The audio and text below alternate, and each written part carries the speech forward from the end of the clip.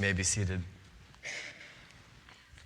So I'm so thankful to have Luther Hill with us this week as our mission partner. I'm so thankful for all that has happened this past week that you saw in that video we played during the announcement. I'm looking forward to this coming week. And I wanted to bring up the head of the Luther Hill team to tell us a little bit about herself and also share a little bit about what camp is like. So go ahead. Hey guys, so again, my name is Rory and I'm from LaGrange. I'm currently going to Texas State in my third year majoring in religious studies, and I hope to go into youth ministry.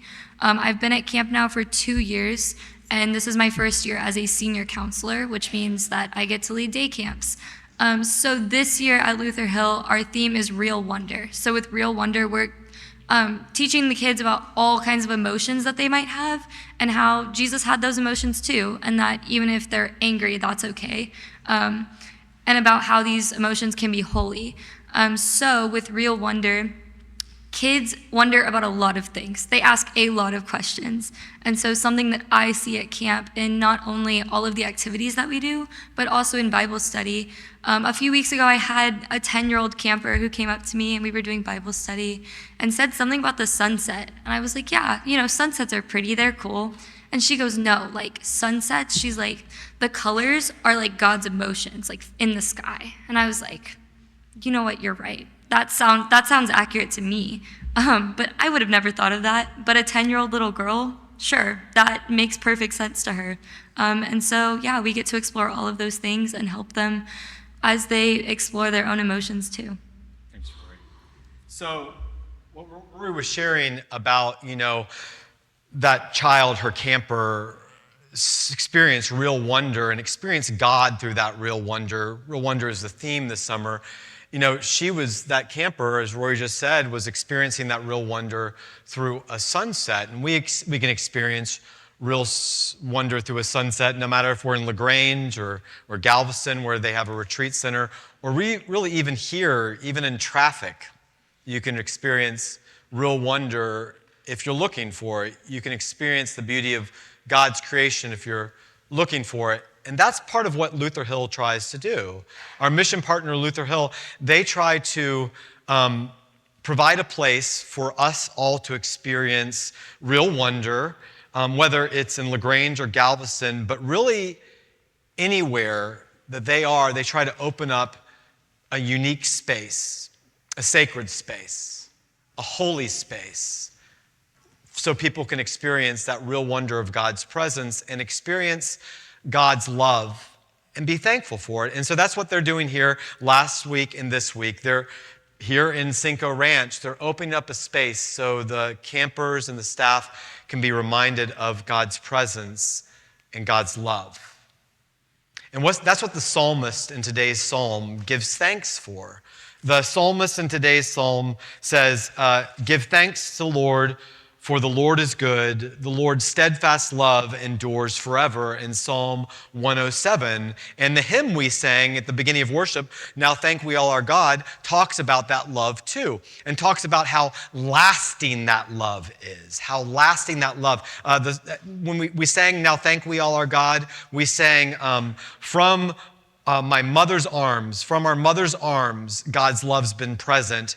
God's been present with us even to this day. God's love is steadfast.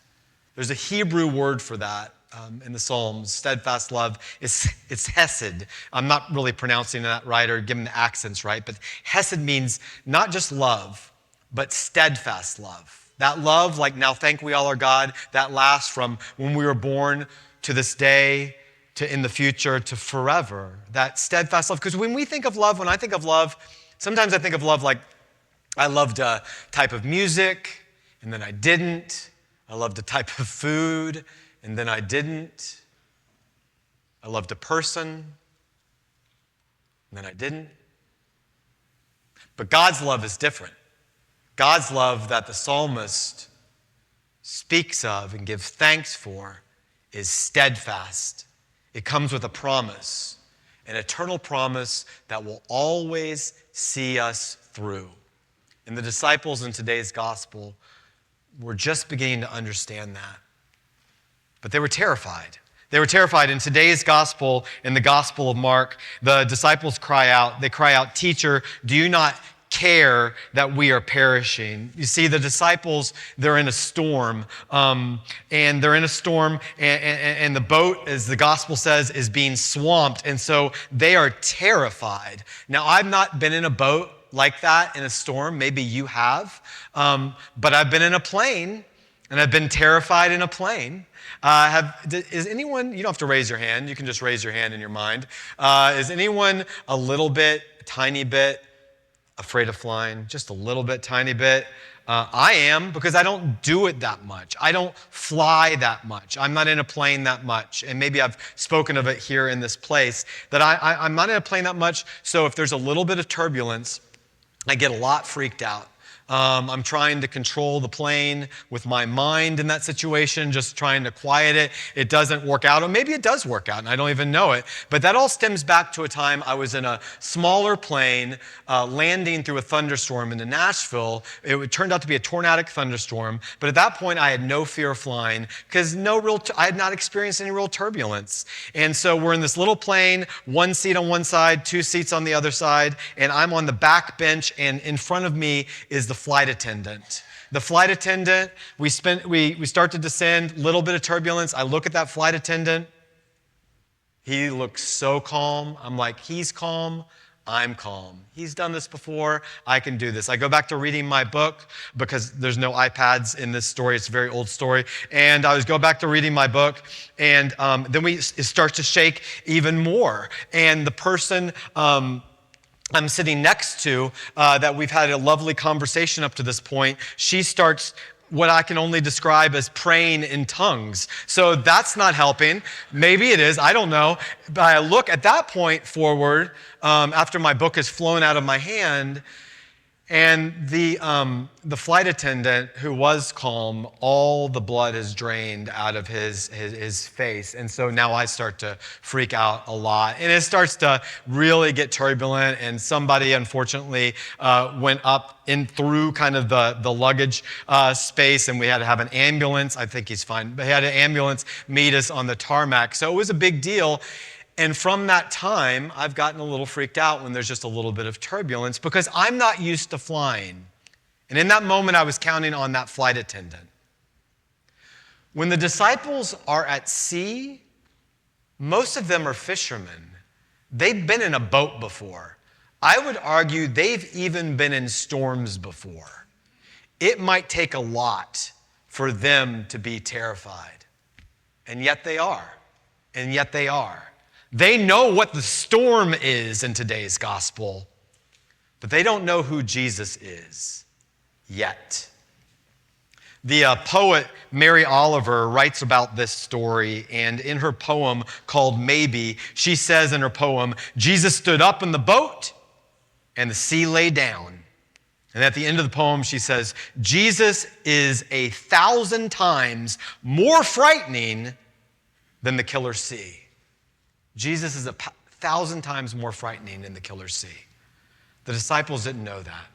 They just knew that they were terrified. They didn't know what power Jesus had. When I used to lead youth retreats back in Virginia, I used to have power. I would walk in when the kids were being too rowdy at night after lights out. I'd walk into the 5th and 6th graders. I'd open the door and they would be quiet. I'd walk into on a 7th and 8th grade retreat. I'd burst open the door and they would be quiet. On a high school retreat, I burst open the door, they'd pause, they'd look at me and go, oh, it's just Pastor Mark, and they go about what they were doing. Jesus has power over the storms. You know, in the beginning in Genesis, God's Spirit moved over the chaotic waters and created order and beauty. God spoke, and there was order and life and beauty. Jesus speaks, and there's order and calm and peace, and stills the storm. The disciples don't know what to do with that. Their only reaction is what all of us how we might react. Who then is this? They're only left to give thanks, but that's what you do when you've been given this kind of a gift. All you're left to do is give thanks. In our psalm for today, Psalm 107, the psalmist writes, "Oh, give thanks to the Lord, for the Lord is good. Lord's steadfast love endures forever." The psalmist, if you read that whole psalm, you'd see that the psalmist not only gives thanks for for God's love, God's abiding love, God's love that never gives up on us, but gives thanks in the psalm because God's love saw the people through the desert. And God's love breaks you out of whatever imprisons you. And God's love is with you through whatever illness you might face. And God's love stills a storm. Stills whatever storm or chaos that you might be facing in your life right now. Jesus isn't afraid of the storms you're facing. Jesus isn't afraid of your chaos. So Jesus brings peace and calm because it's who Jesus is. Jesus is powerful enough, and Jesus cares for you, has love for you.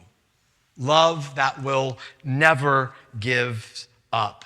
And so, like the psalmists, we give thanks for God's love because that's what we do when we receive that kind of a gift, that kind of peace, that kind of calm. We give thanks for God's steadfast love, for the wonder-working power, transformative power that God is with us through the journey, through all the storms and the chaos and the uncertainties, knowing that Jesus is right there beside us, with us, calming us in the chaos, reminding us that even in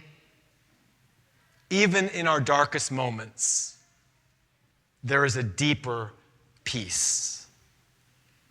So let us give thanks to the Lord, for the Lord is good. The Lord's steadfast love endures forever. Amen.